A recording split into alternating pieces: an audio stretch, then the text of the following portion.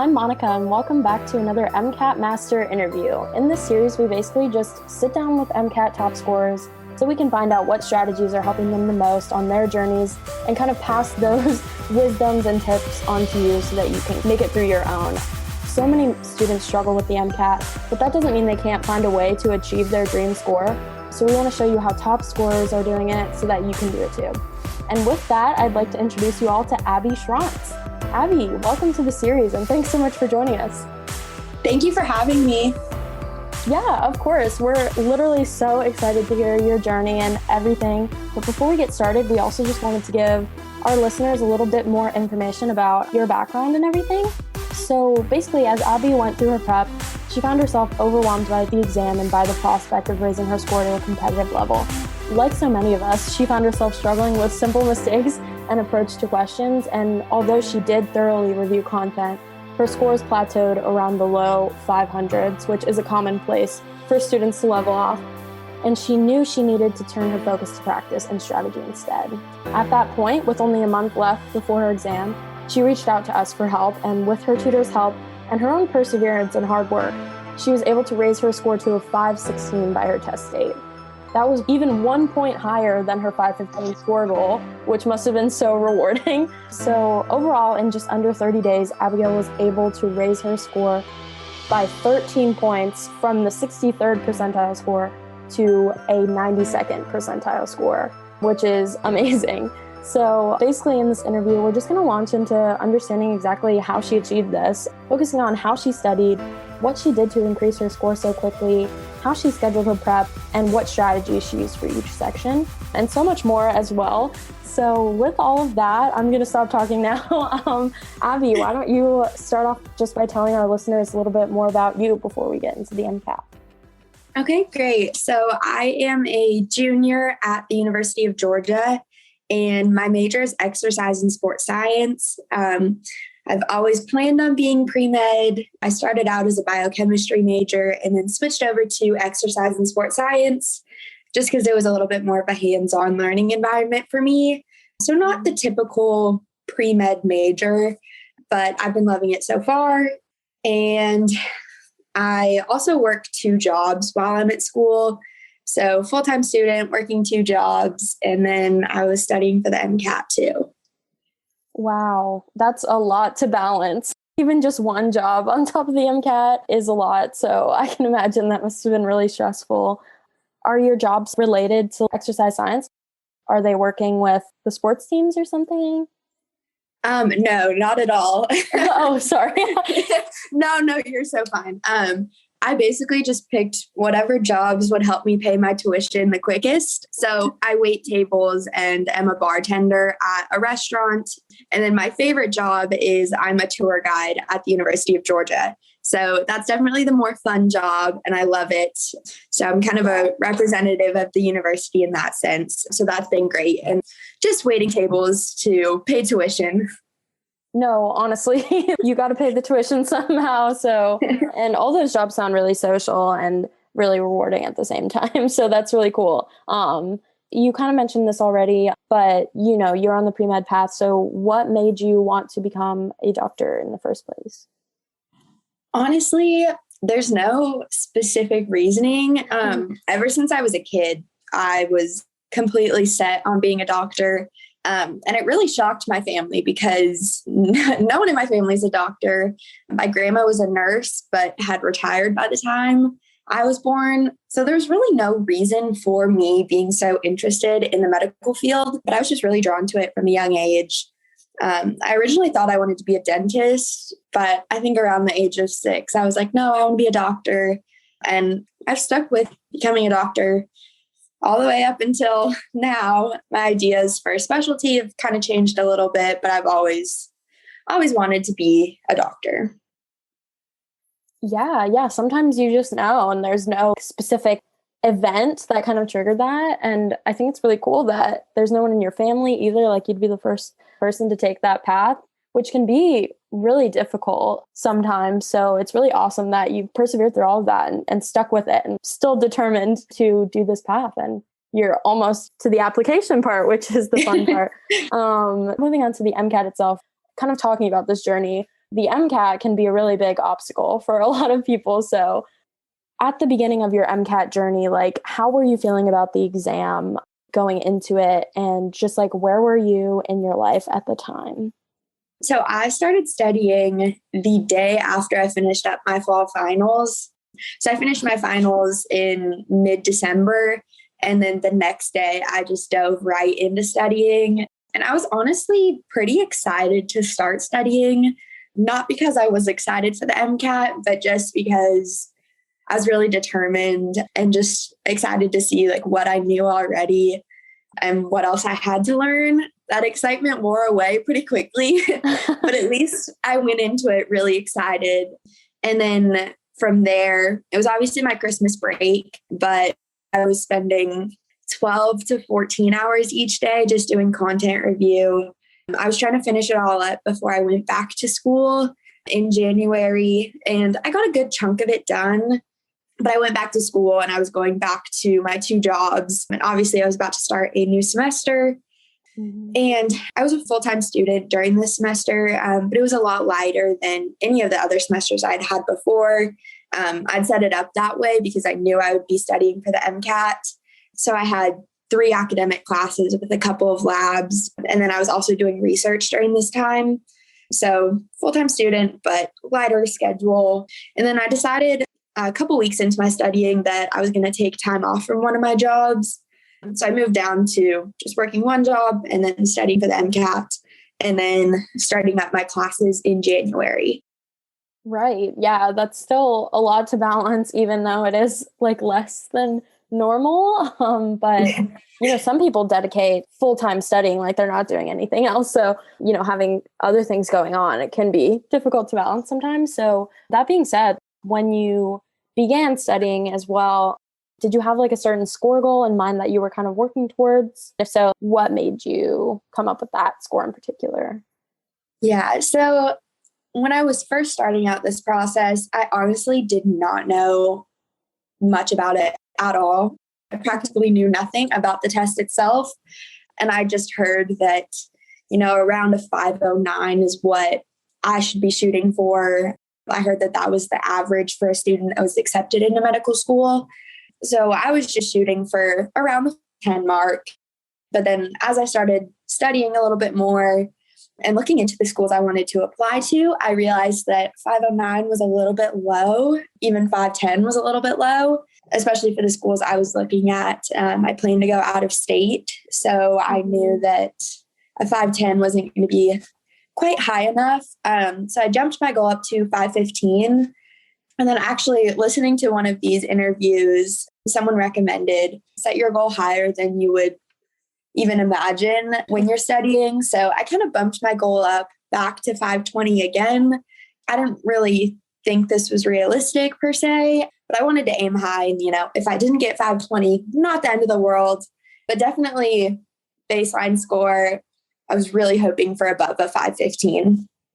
Yeah, no, that makes a lot of sense. And I think aiming high is good. And if you aim high, that means that you are being ambitious and determined rather than expecting yourself to score lower than you actually want. So yeah, I say go for it. So with that score goal in mind, how did you go about starting to plan your study schedule? Like I mentioned earlier, I didn't really know much about the MCAT. I didn't really have any friends that had taken it. So I spent pretty much all of November in my free time just watching YouTube videos of people talking about their MCAT studying experience. And so from I kind of took how I study best as a student and kind of tried to make my schedule in that sense. So when I first set it up, my first month was supposed to be all content review, reading the Kaplan textbooks, taking notes off of them. And then my second month was going to be reviewing some of the Anki decks that you can find online. I bought the UWorld question pack. So I was going to go through some of those, or I was going to try and go through all of those questions, and then also work on some third-party tests during that second month. And so basically I had it set up. So Monday, Tuesday, Wednesday, Thursday, I would do all of this Anki review and then practice questions on UWorld. And then on Friday afternoon, I would take a full practice test because my test was supposed to start at 3 o'clock on Friday.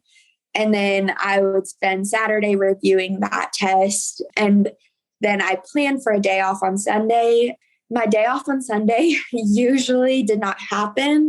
I usually didn't end up finishing all of my test review on that Saturday because I was going through the test so thoroughly. So it would usually get pushed into Sunday as well. And then I would end up doing some sort of schoolwork on that Sunday as well for my classes. So I really didn't get a day off. So that month was a little rough. And then for the third-party test that I took during that month, I took 3 Kaplan tests and then 1 blueprint test. And then I took the first full-length AAMC test during that month as well.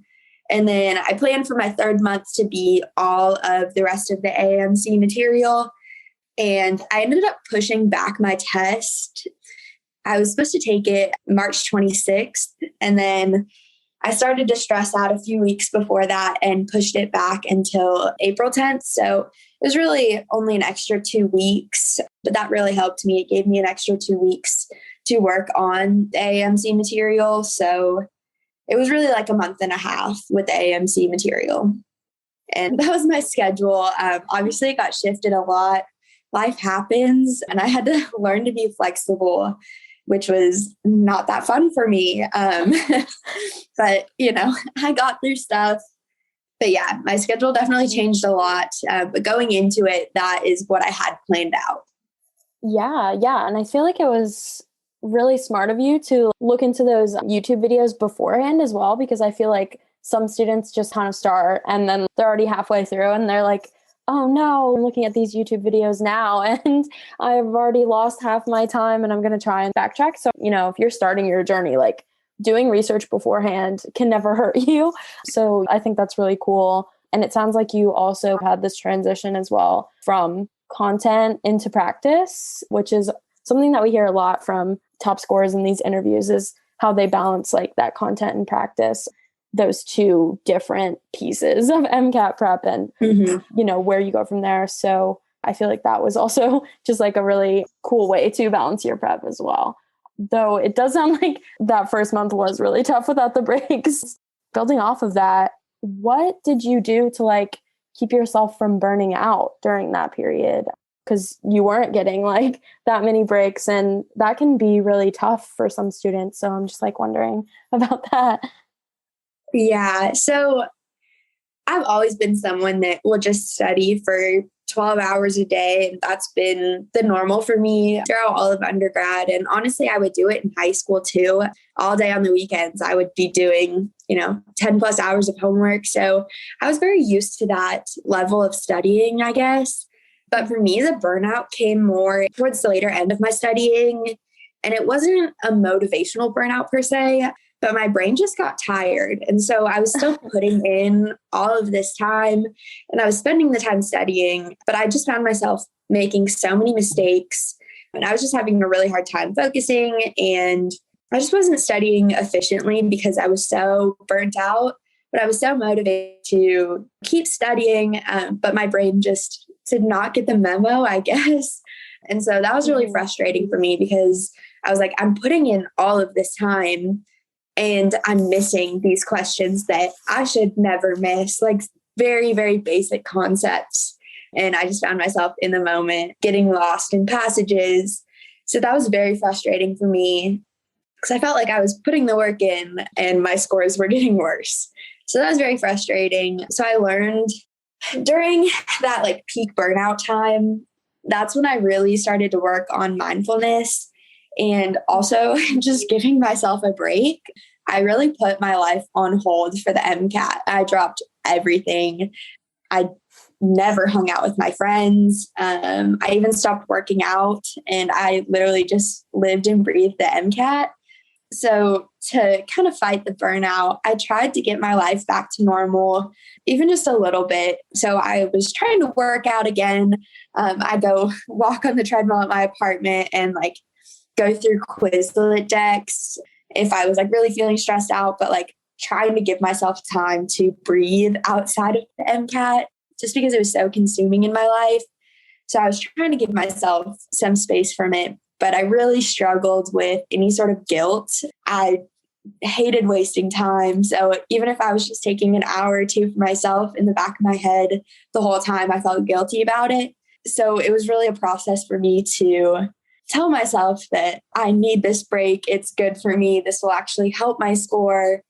And, telling myself that I did not need to be studying 12 hours a day, 60 to 70 hours a week for this test. So it was more of just a mindset shift for me.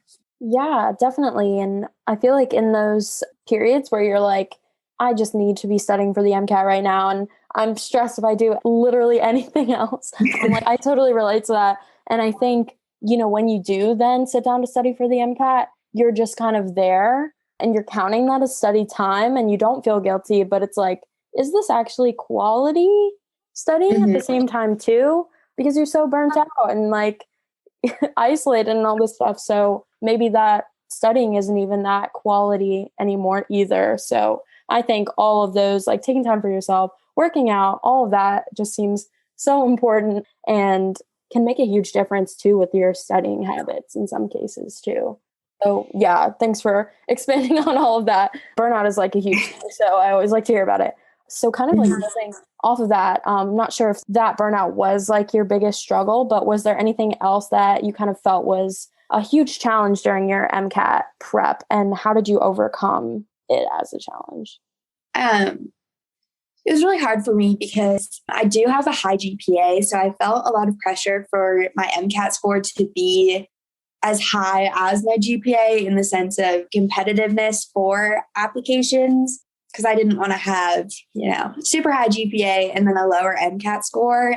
I didn't want to give the schools any reason for concern with me. So I felt a lot of pressure in that sense. So I guess the biggest problem for me was just a lack of confidence going throughout. I really let the pressure get to me. And it's really hard not to lose your confidence throughout this process. I found myself reading stories on Reddit of people who every single practice test, they scored a 524 or above. And that was really frustrating for me. I was like, how is that even possible? Honestly, I've worked so hard in my undergrad classes and my GPA is high. So I should be able to, keep up with this MCAT stuff. I should be scoring that high, but just like giving myself the space to breathe and giving myself grace throughout the process. And also just working on my confidence, telling myself, you've put in the time, like you have all the resources available to you. You have everything you need to be successful in this test. You just have to do it, basically. So that was hard for me to like get my mindset right about the test.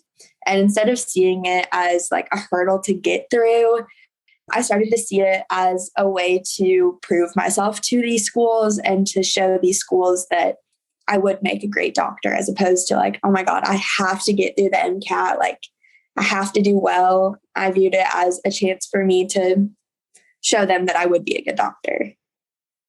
Yeah, that's such a powerful journey to go on. I feel like at the beginning of this process, pre-med students are the ones primarily going through this process. And pre-med students are some of the most stressed out, pressured students that there are. And they put I can say this from experience, so can you. As these students, you put so much worth and confidence and all of this stuff into academics and performance. And then you get to the MCAT and you have to fail before you can do well, kind of thing. Like you're getting scores, and it's really hard to reconcile that, I think, for a lot of students. And then once you lose that confidence, you also you keep performing well then. It's like a cycle almost. Yeah. Getting out of that is probably the point of the whole thing, to be honest. But also it's really tough. So it's super awesome that you were able to do that and like able to talk about it now, like recognizing that happened and why it was important is so awesome as well.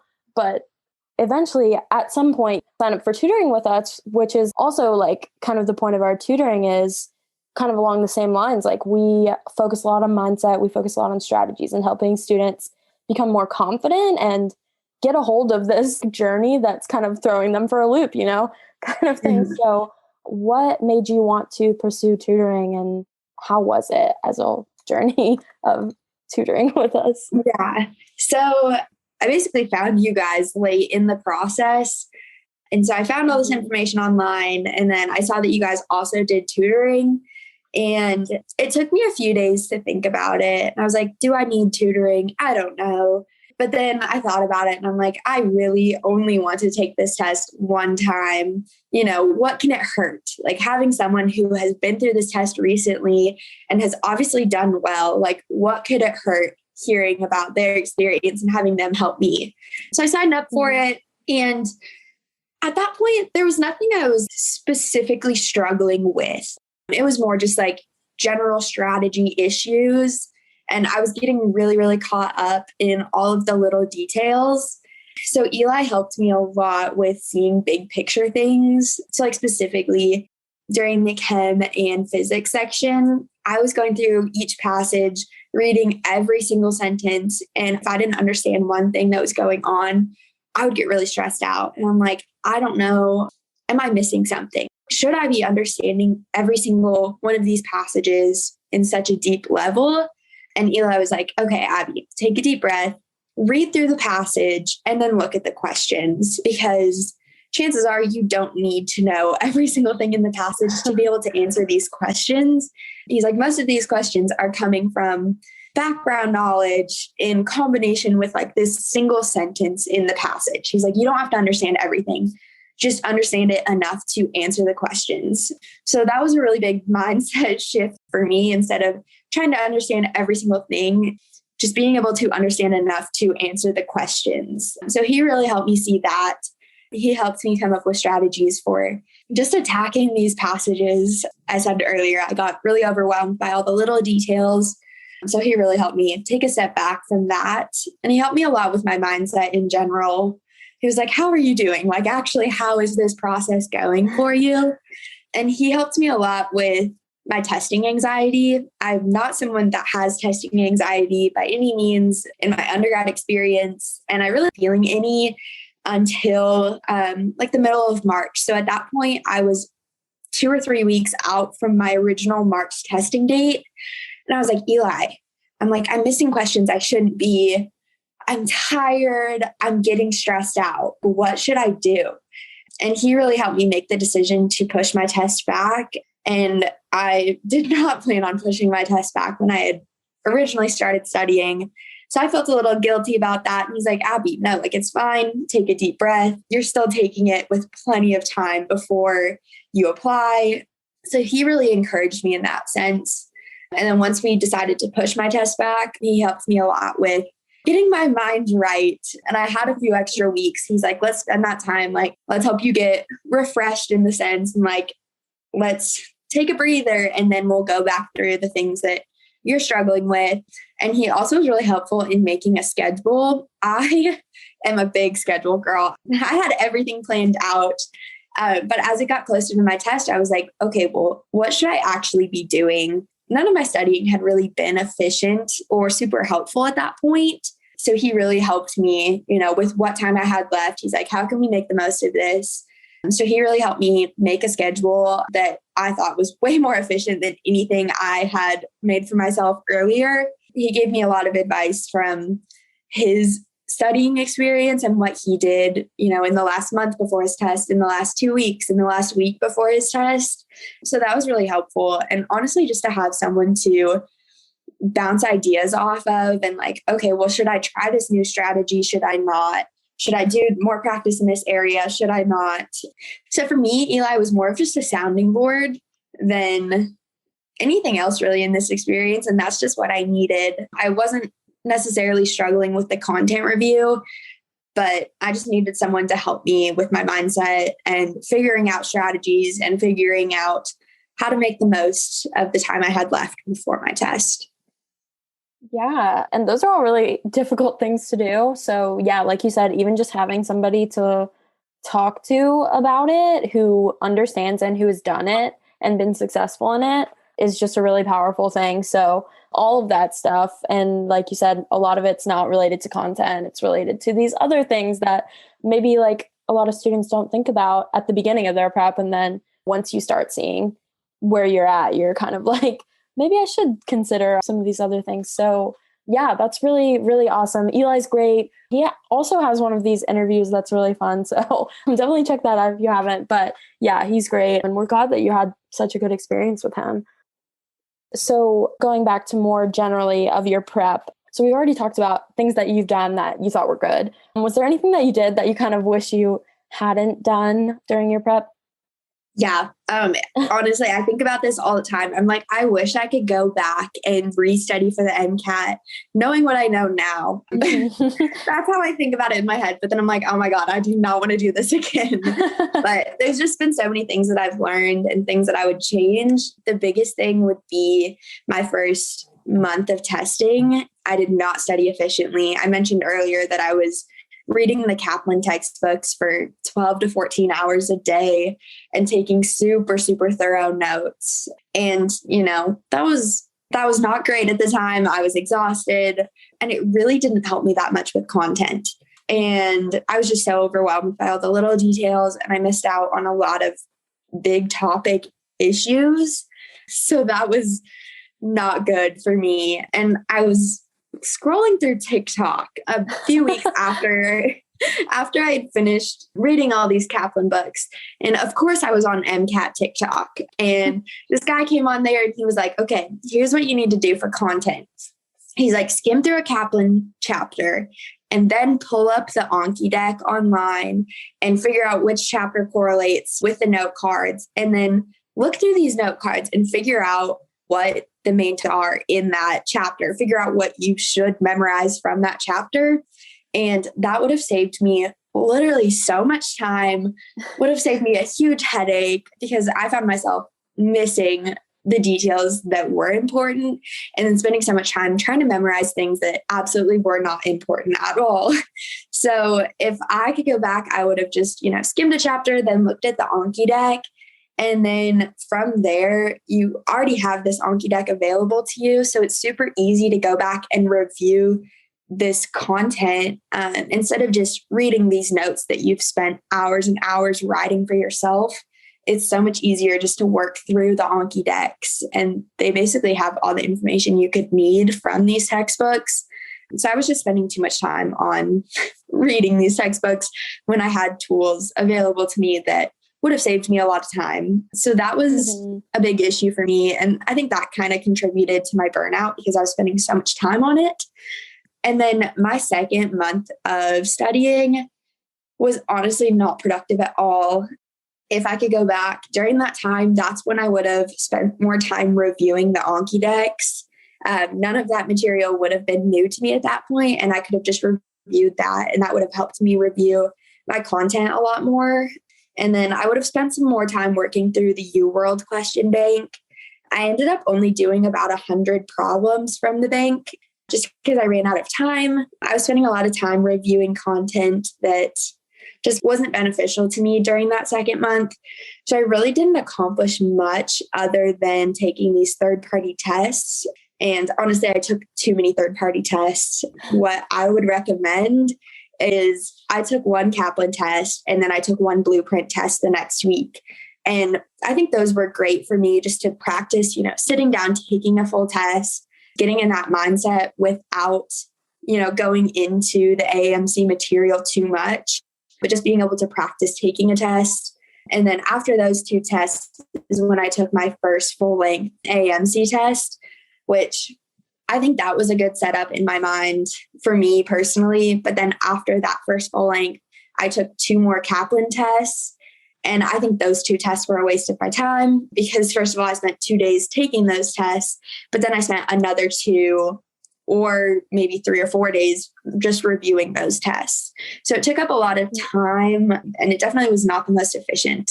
But I definitely think that taking one Kaplan, taking one blueprint was good for me just to practice, to kind of see what the test would be like before moving into the more valuable AAMC material. Right, definitely. Just like using time more efficiently in general sounds like a big theme there, especially with content review in the beginning too, because I do think a lot of students spend a lot of time doing like similar things to what you were saying, like taking really, really, really, really detailed notes. And sometimes that's not like the most efficient way, but like it can be for some people, but just knowing, how to use that time more effectively and with practice too. That was a good point. So thanks for expanding all of that. It sounds like you reflected a lot on that stuff, which is good. So on the opposite strand, you increased your score really quickly, which is super impressive. So if like a student was listening to this and they wanted to increase their score kind of like you did, what strategies do you think helped you the most to do that? If you haven't mentioned them already. Yeah, honestly, the biggest thing for me was staying calm. They really like to throw hard questions at you to see how you react. When I was going through and reviewing my tests, I could see a pattern of, I would have 4 or 5 questions in a row that were just really tough. And, obviously I would struggle during those questions. And then after those questions for the rest of the test, you could just tell that I was flustered. And like, even during a few of my practice tests, I would start crying if I just felt like completely discouraged from a couple of passages in a row. So for me, being able to stay calm during those times of like, okay, well, I honestly have no idea what this passage is even saying. And, once the passage is over, let it be over, leave it in the past, and don't carry that anxiety on with you. Because when I did, that's when I started making a lot of silly mistakes. I was too flustered to, approach the passages with a good mindset. So being able to learn that there are hard questions on the MCAT and you're not going to know everything, and that's okay. And if you don't know a question, just forget about it and move on. It took me a while to learn to move on from those kind of things. But once I did, that's when I really saw a big jump in my scores. Instead of, stressing about every single question, just making the most out of the questions I did have left, that helped me a lot.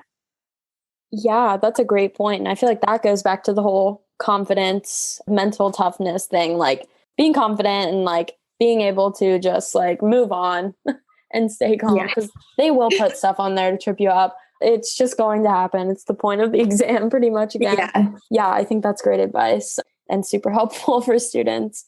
Yeah, so I guess now launching into each of the specific sections now. So your high score was a 130 in Chem and Phys, and that's super impressive. A lot of students actually struggle with this section, like when they're signing up for tutoring and stuff like that. So how did you go about studying for this section specifically? And do you have any advice, I guess, for students that are struggling? Yeah. So going into the MCAT studying, chemistry has just always been my strongest subject. So I really wasn't that worried about this section specifically. And throughout all of my practice tests, the Chem and Phys section was pretty consistently my highest score, which I know is not typical for people taking the test. But the biggest thing that I learned and how I improved was, once again, the staying calm. They definitely, during this section, I hear a lot of my peers say that this is the section where they really try and stump you, or they really try and make you feel discouraged before like moving on to the rest of the sections, and that they make it really hard just to test, your mental toughness. So for me, I just worked on staying calm, knowing that there are going to be really hard questions in the section that I just truthfully do not know how to answer, even though I feel really, really confident in chemistry. Physics, I'm not as great with, but the biggest thing for me was just taking a deep breath and thinking logically and looking at the units for the different answers.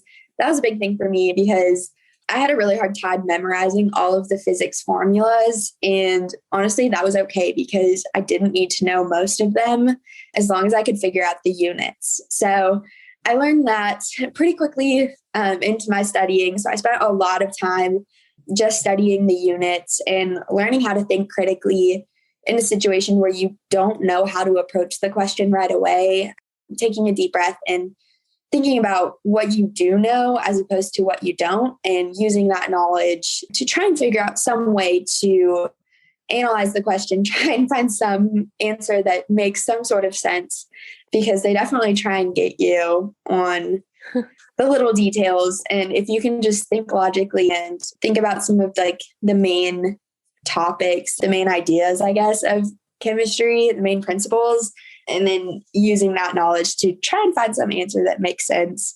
Process of elimination was also huge in this section.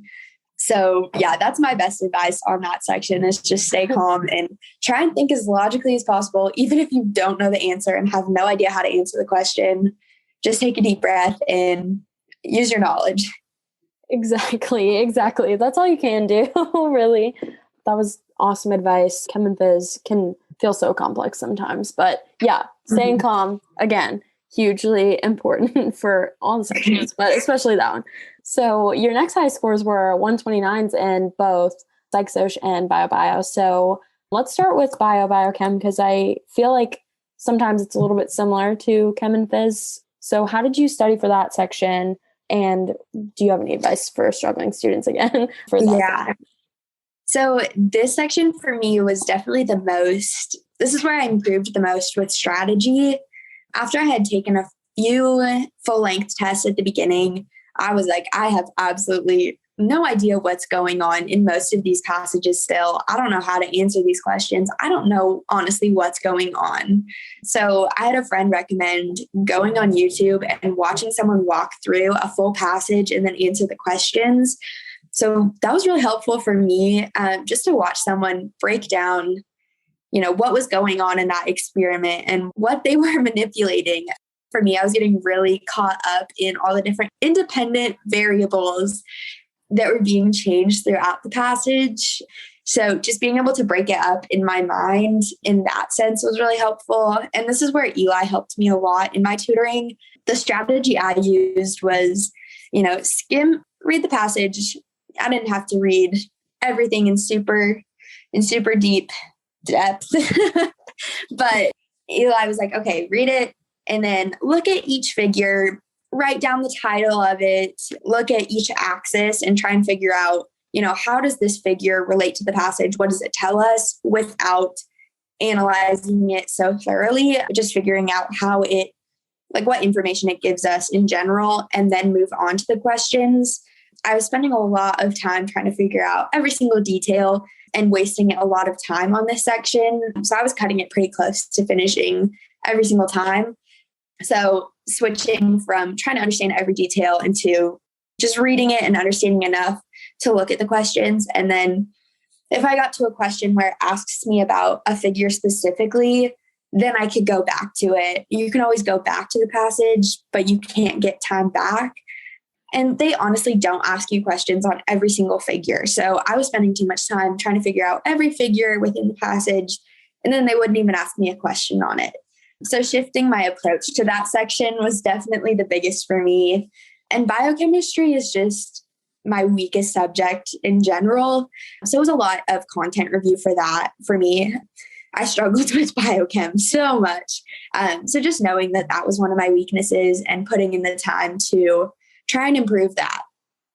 Yeah, definitely. Again, I feel like those issues are really common and they make a lot of sense because the experiments feel like something that you need to understand and parse out. And it's really hard to let go of that, as the students we've been raised to be, just wanting to understand everything. But again, it's all about efficiency and just getting through and only prioritizing what you need, I guess, which is basically what you already said. So that's awesome. So you also got a 129 in Psych Soc as well. So for that section, how did you study there? And what advice would you have there? Yeah. So honestly, this section was the hardest for me. And I had not anticipated that when I was originally starting out the process. Obviously, Psych and Soc is a lot more memorization than any of the other sections. So I honestly didn't take this section seriously enough in my studying. I was banking on just last minute memorization of things. And I just ran out of time. I read the Kaplan books and took really thorough notes, but then forgot all of that information. And everyone always says, just read the Khan Academy document. And I pushed that off until the last minute. And I was like, oh, I can just read it last minute in the month before my test. I'll read it a couple times in the month before my test. And honestly, walking into that test, I hadn't even gone through 50% of the Khan Academy document. And my score fluctuated the most in that section throughout all of my studying. So I was really nervous. How I learned the most for that section was honestly just like, I reviewed the questions that I did miss a lot. I made Quizlets from every single question that I missed throughout my entire studying process. But for Psych and Soc, it was definitely the easiest to learn from my mistakes. So I learned in that sense, but I didn't have like a true content background for this subject. And that is something, if I could go back, I'd redo it. I made it so much more difficult on myself by not just putting in the time early enough to read the Khan Academy document. And then from there, it should have been easier to, learn from my mistakes and feel really confident in that section. I feel like I definitely could have had a higher score in this section if I had studied properly, but I just didn't take it seriously enough. And I banked on my memory to pull me through. So when I saw that I got a 129 on this section, I was honestly so relieved, because in the practice test I took the week before the test, I think I either got a 125 or a 126. So walking into this test, I was so nervous. I was like, if my Psych and Soc score is the only one that's like really low compared to my other ones, that's going to look really bad on me. So I was honestly super relieved that it was a 129 and kind of shocked. So take this section seriously. It's such a good chance to earn a higher score because it is so much memorization as opposed to a lot of the critical analysis of the other sections or the comprehension of the other sections. This is a chance to score really high in that section. And I didn't do that, but it turned out okay. So I'm relieved, but that section I would have studied for completely differently. Yeah, but it's good that you can see that now. I think a lot of people kind of feel the same way about the section. Like, it can come back to bite you if you don't take it seriously in some cases, but it sounds like, you've reflected a lot and you did really well on the section in general. So, no harm done, honestly. Yeah. But that was still a lot of good advice, because I do think a lot of students sometimes do just like kind of neglect this section a little bit, which is sad. But yeah, so lastly, moving on to cars. So you got a 128 there, which is also amazing. And again, kind of like Chem and Phys, cars is another section that students kind of struggle a lot on. So how did you study for this section, and what advice would you have here? Yeah, so I let myself get intimidated by cars. I definitely spent way too much time on Chem and Phys and then the BioChem sections, and I really neglected Psych and Soc and then cars as well. I am a big reader, so I guess I was just kind of hoping that would pull me through, but I did not practice enough on cars. Honestly, I didn't spend the time to come up with a strategy that worked for me. I was trying out a lot of new strategies in kind of the last minutes before the test. And by last minutes, I mean like the last few weeks. So walking into the test, I didn't really have a strategy that I had practiced a lot going into the test. And I was honestly just kind of winging it. So walking out of the test, I was like, I have no idea how cars went, honestly. Early on in my practice, I tried highlighting and that was fine. And then I tried no highlighting at all and then just reading and answering the questions. And then later on, I was like, okay, well, maybe I'll try taking notes. And I think that strategy would have worked the best for me. I just really needed to practice it more. But the biggest thing for me that helped with cars was your guys' question pattern dissections. That was so helpful for me to go through and see, read how someone else would have attacked this passage line by line, reading through it, figuring out what sentence is important in that paragraph and what's not. Or like, I was struggling, like if I couldn't understand a sentence or a couple sentences in the passage, I would just read it and read it again and hope, like I was just trying to understand it. But after your guys' PDF, I was like, okay, it's really not that important. Like I don't have to understand those couple of sentences to understand the main idea of the passage. So I was just getting caught up in that. But seeing how the top scorers attacked these passages was really helpful for me. And at the end of each paragraph, I tried to come up with a short little summary, which was helping me to stay engaged throughout the passage, but then also taking the time at the end of the passage and just taking a little bit of time to reflect and try and figure out what's going on? What's the main idea of this passage? I'm a pretty quick reader, so timing wasn't necessarily a big deal for me, but I would read the passage really quick and then I would struggle to understand what was the point of the passage? What are they trying to tell me? What's the author's tone? All those kind of things I was struggling with. So just taking the time after reading to try and understand it before going into the questions. But I just honestly didn't practice enough, and I wish I would have, but I let it intimidate me earlier on in my studying when I should have been practicing and just facing it head on.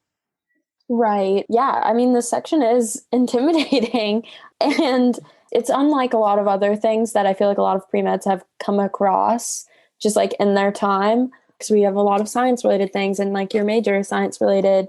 So yeah, I think all of that is totally valid. And again, these are kind of almost mindset things that you can implement in a way that is kind of different than, just sitting down and being like trying to confront this thing that doesn't make a whole lot of sense. So yeah, I think all of that was super awesome. Thanks for expanding on all of those sections. I know that was a lot to go through, but yeah, so like moving on now to your actual MCAT experience. So on your actual MCAT day, like when you were walking in, how did you feel going in, and how was like the rest of the day in general? Yeah. So my test started at 3:00 in the afternoon, which was great for me. I am not a morning person by any means. So I got up that morning, had breakfast. I spent some time meditating, which was not typical for me before this MCAT process, but I found it to be a great way just to relax. So I spent some time doing that in the morning, just trying to get my mindset right. But I honestly was just ready for this process to be done. I was more so tired than I was anxious. And at that point, I just really tried to tell myself the week before the test, I was like, okay, I've done everything I can do. There's nothing else I can do in this last week that's really going to help me that much. So like, just be calm and know that like you've done what you can. And like, now you just have to take the test and do it and be done with it. Mm-hmm. So I was just ready to be done with it more so than being anxious. Obviously I was nervous. I was sweating, but I was ready to be done. And just telling myself, a big thing for me in the last month before the test was just telling myself that I could do it. And I would listen to affirmations, like literally on Spotify. I just searched up like affirmations or sleep affirmations. So any free time I had in the month before the test, I would just put in my AirPods and listen to someone else tell me that I'm capable and I'm successful and I can do it. So I think hearing that in my head on constant repeat for a month really helped me before the test. So before I went into the test, I just sat in my car and I was like, okay, you know what?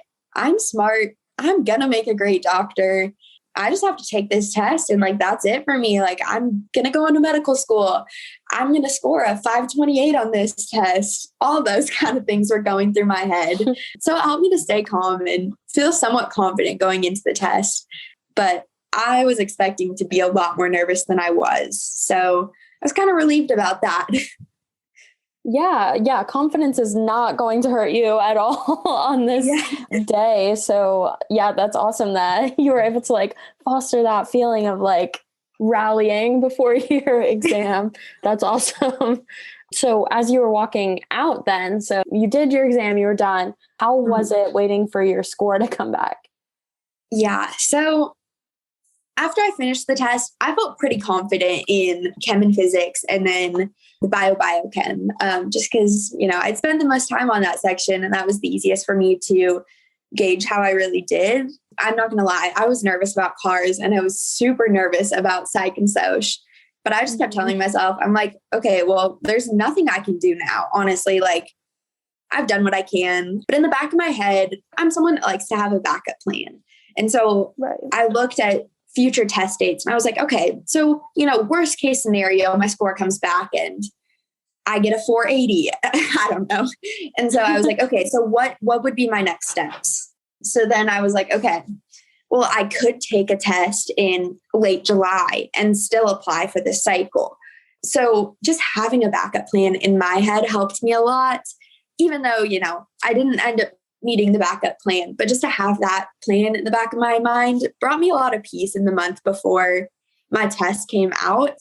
I honestly didn't think about the MCAT in that month.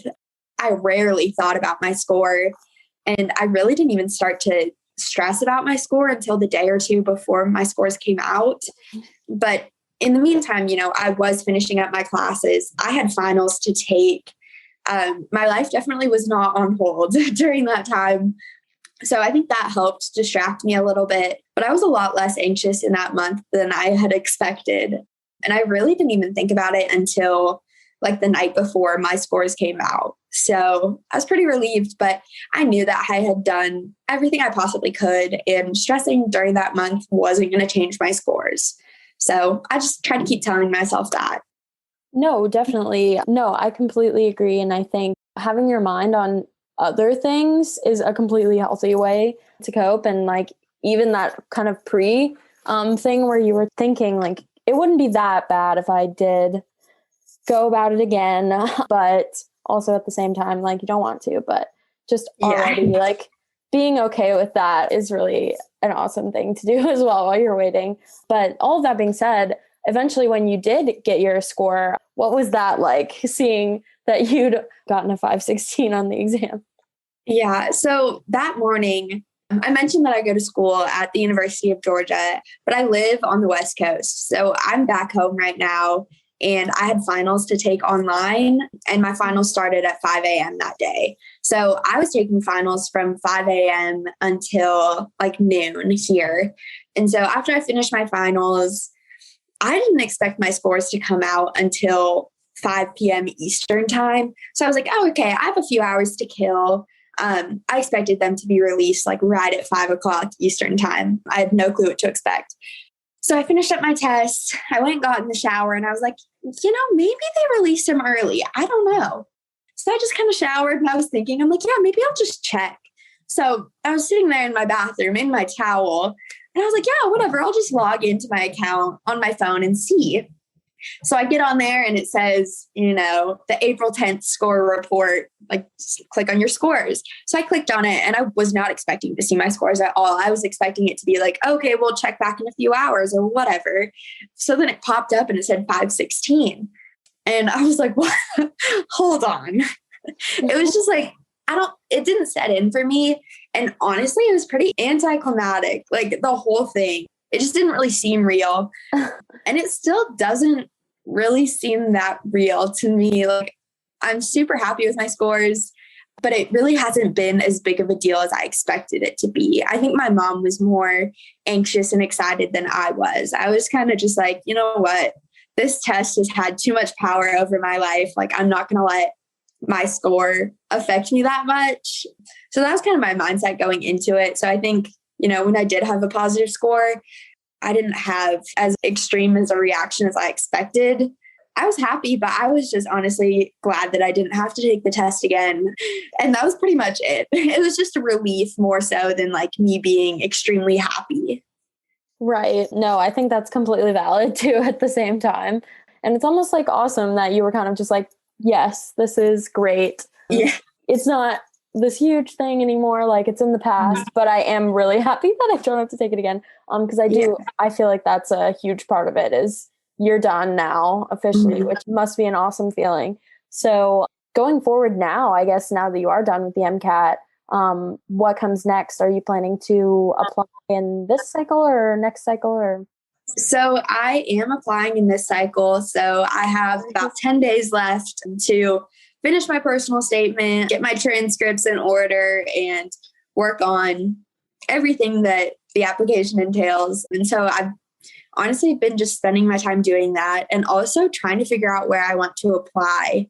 That has been, that's been a process for me. So I've just been working on that, but I do plan on applying this cycle. And I'm really hoping just to go straight into medical school after I graduate in the spring of 2022. So that's the goal. We'll see how that goes. But in the meantime, I've just been working on my applications.